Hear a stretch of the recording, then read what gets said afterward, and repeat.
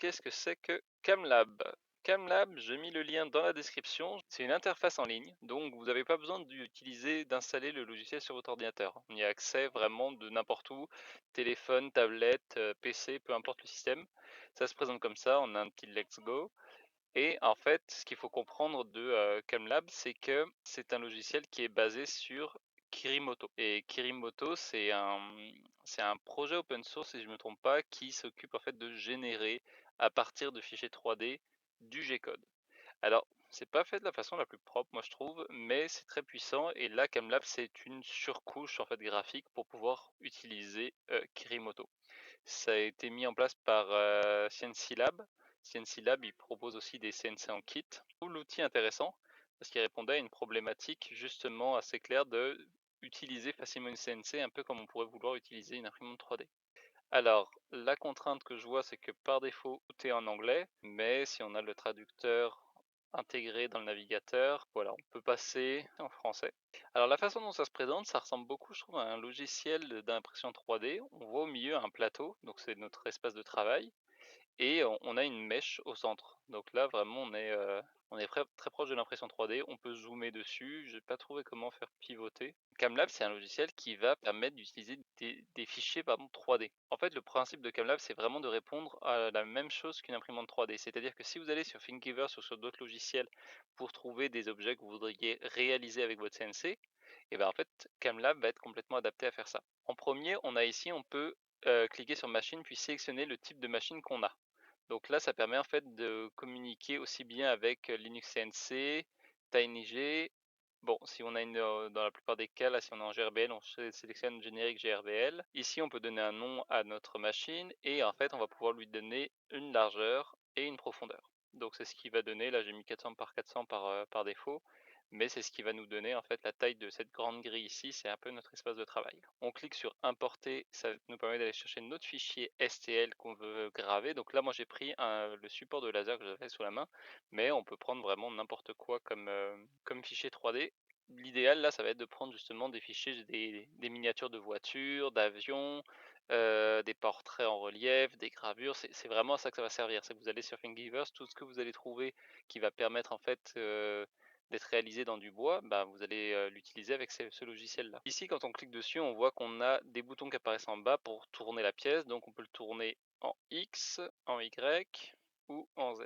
Ça va permettre de bien le positionner par rapport au plateau de notre machine. Par exemple, bah, là, vu qu'on voit que c'est courbé, moi je serais pas capable, déjà là je serais pas capable de l'usiner, et comme ça non plus. Là, ce que j'aime bien, c'est qu'on va mettre la taille des matériaux. Donc moi, ici, ce qui m'est donné en fait sur le côté, c'est la taille de ma pièce. Je sais pas si on le voit bien, mais on voit 36, 39, 69. Ce que je peux faire, c'est que je peux faire une réduction à l'échelle. Donc si jamais je voulais faire ça plus petit, eh ben, je peux le réduire proportionnellement. Donc là, moi, je vais devoir indiquer c'est quoi la taille du matériau que je vais mettre dedans. Donc mettons que je vais dire que j'ai 70, 40, 40. Donc j'ai un bloc de bois. Donc je poserai un bloc de bois sur ma machine. On voit que ça nous dessine en quadrillage le volume et ça vient de déplacer la mèche sur le dessus de notre volume à usiner. On valide en fait trois choses: notre plateau, la position de la pièce sur le plateau, par défaut c'est au centre, et ensuite la taille du matériau qu'on va installer sur notre plateau. Et là, normalement, si tout est bien setupé, on voit cette logique-là de la pièce rentre bien dans le matériau et la fraise est bien positionnée sur le dessus. Voilà, maintenant une fois qu'on a fait ça, on va pouvoir définir l'origine de notre usinage. Donc là, au centre, si je le décoche, eh bien, il va aller en avant à gauche. C'est souvent cette option que je choisis, mais là on va la garder au centre. Origine en haut, bah, sinon il peut prendre l'origine en bas.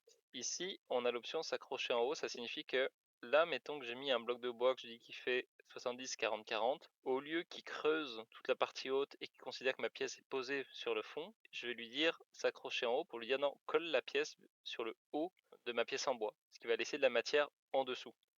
Là, c'est vraiment une préférence parce que si justement on veut laisser donner un coup de rabot en dessous, enlever de la matière après pour décrocher notre pièce, c'est une option qu'on peut choisir. Mais si au contraire, le dessus de notre pièce en bois elle n'est pas propre, il est préférable de descendre et de laisser la matière se faire usiner pour que ce soit le plus propre possible. On peut mettre des décalages.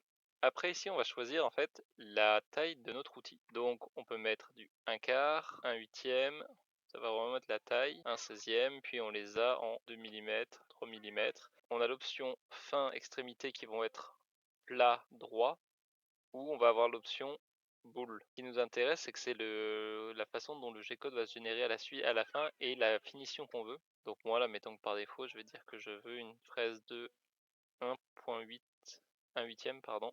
Et là ensuite, en fait, on a le bouton organiser, générer c'est pour générer notre G-code, et exporter, ben, c'est pour le récupérer et l'envoyer à notre machine. Ce qui fait que là, quand la première partie sur le côté gauche, comme on voit, on setup notre machine, on importe notre pièce, on définit le volume de notre matériau usiné, la position de départ et l'outil qu'on va utiliser. Une fois que ça c'est fait, on peut aller sur le côté, donc là on va avoir chargé ou sauvegardé nos paramètres, donc ça va être nos paramètres d'usinage, et on peut les remettre par défaut. Là on peut lui demander de faire seulement les poches, la profondeur en premier, ou lui demander d'usiner dans les sens des aiguilles d'une montre. On va tester tout ça après.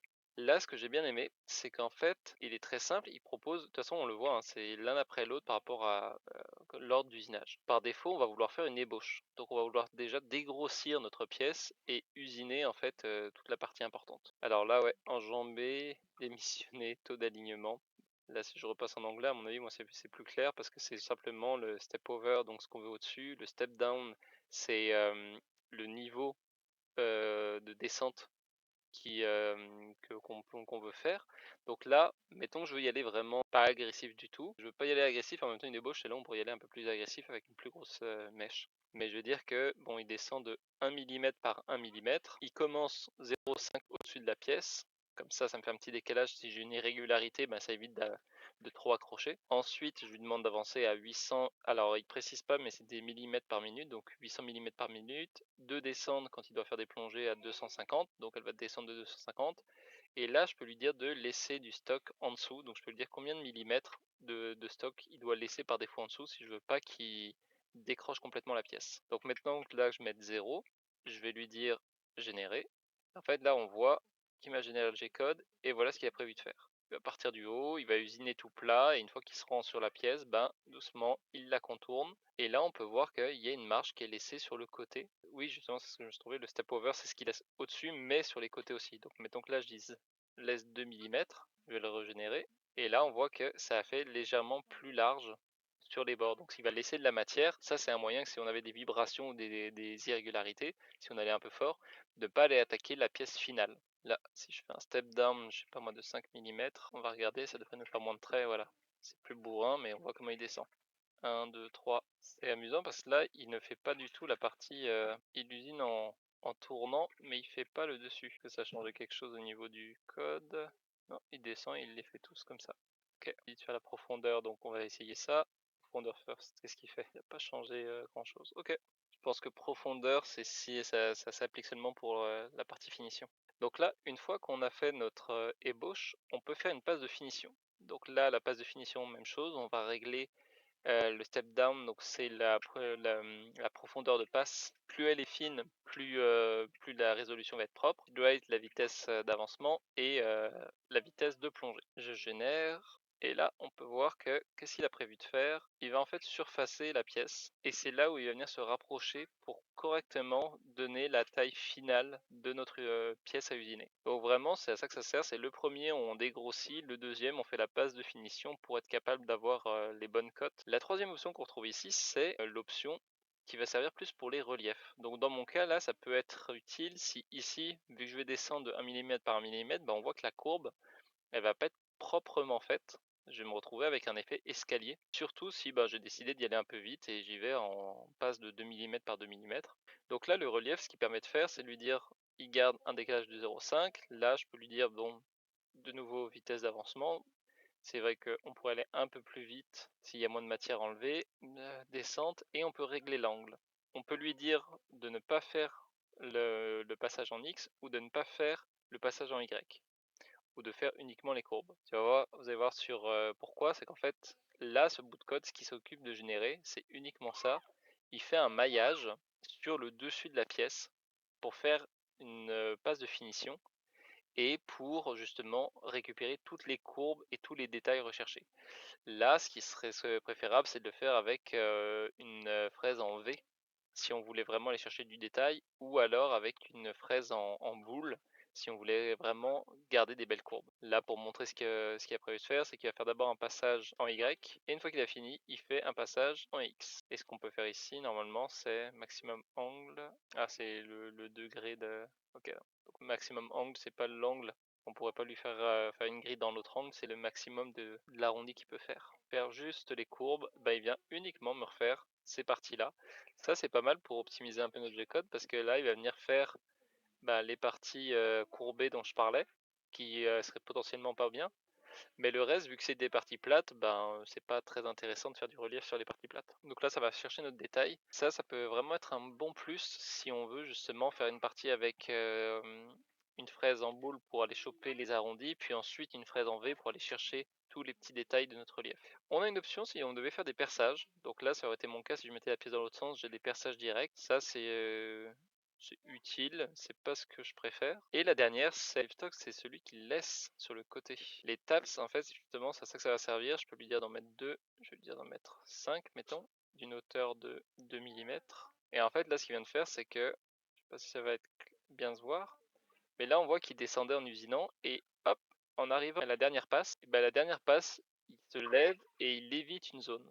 Et il va faire ça à plusieurs endroits, donc normalement, là, je lui ai demandé de faire largeur, hauteur. Il a décidé de m'en mettre deux, une à l'avant, une à l'arrière. Je suis un peu perplexe de ne pas pouvoir en mettre plus quand même. Je sais pas si c'est calculé intelligemment ou j'en aurais quand même mis un peu plus. Mais ça, c'est ce qui permet justement de nous d'empêcher à ce que la pièce se décolle du sol. On peut générer une première partie ébauche avec une grande mèche, venir changer ici, générer un autre bout de G-code, et ainsi de suite. Et donc faire plusieurs G-codes, mais avec différentes mèches, et ensuite les lancer les uns après les autres. On va faire exporter. CNC3, NC, go, on va regarder à quoi ça ressemble. Je vais regarder ce que ça donne un petit peu le code. Là, ce qu'on vient de réussir à faire, c'est que c'est relativement simple. On a pris un fichier STL vraiment basique. Donc là, moi, j'avais un que j'avais sous la main, mais j'aurais pu choisir quelque chose sur Internet. Je veux dire, je peux prendre un portrait, je peux y aller de façon plus compliquée. Donc, ce que je vois dans ce logiciel, et c'est pour ça que je voulais vous partager, c'est qu'il est très simple à prendre en main. Il est en anglais, mais avec le traducteur, on peut s'en sortir assez facilement dans toutes les langues. Il va permettre de faire des usinages plus ou moins compliqués, ce qui est quand même bien. Et surtout, moi, ce que je trouve bien, c'est que si on a l'habitude d'utiliser une imprimante 3D, on se retrouve avec un logiciel qui offre un peu la même prise en main. Par contre, ses limites, comme on voit, il va y en avoir plusieurs qui vont être que a priori, on ne peut pas avoir la main sur le nombre de supports qu'on met dessus. Il faut voir au niveau des fraises si on peut rajouter des configurations précises. Et enfin, pour pas vous mentir, j'ai regardé un peu le type de G-code que ça génère. Ça n'utilise pas le G-code dans son plein potentiel. Donc, ça n'utilise pas le bon code pour faire des courbes, pour faire des arcs et tout ça. Non, ce que ça fait, c'est qu'en fait, ça génère un G-code qui considère qu'il se déplace tous les microns. Et donc, ça fait des lignes droites tous les microns. Donc, c'est un G-code très très long. Et ça fait des petites lignes droites, et c'est comme ça que ça crée des courbes. C'est pas ultra optimisé comme G-code, je dois bien le reconnaître. Cependant, si on a un travail à faire et qu'on ne veut pas se casser la tête avec un logiciel, je trouve que c'est une très belle approche parce que non seulement il est en ligne et il peut être utilisé par n'importe quel navigateur, n'importe quel système. Ensuite, il est très peu gourmand comme on peut voir, il prend pas beaucoup d'énergie. Et enfin, il est extrêmement accessible parce qu'on a juste à importer un fichier STL. On peut le bouger, changer la place. Donc ça, je trouve ça vraiment bien. Là, il faudrait essayer de le faire maintenant avec un cas concret puis une gravure. Mais pour ceux qui cherchaient, et en l'occurrence l'abonné qui m'avait parlé de son problème de créer des voitures en 3D, et là je pense que ça c'est une très bonne solution parce que si on a la voiture en STL, on peut justement venir la positionner sur le plateau, lui donner son angle, faire une ébauche, faire des pages de finition, ajuster en fonction des mèches qu'on utilise. On peut régler la vitesse. Franchement, je pense qu'on peut avoir des très beaux résultats à la suite de ça. Donc en faisant ça, vérifier vos dimensions, la vitesse et faire des petits tests en amont, normalement vous devrez être capable assez rapidement de créer des usinages en 3D facilement. Si tu n'as pas encore de machine et que tu en cherches, regarde dans la description, j'ai des plans gratuits que tu peux télécharger pour fabriquer ta propre machine. Je vous souhaite une bonne fin de semaine à tous.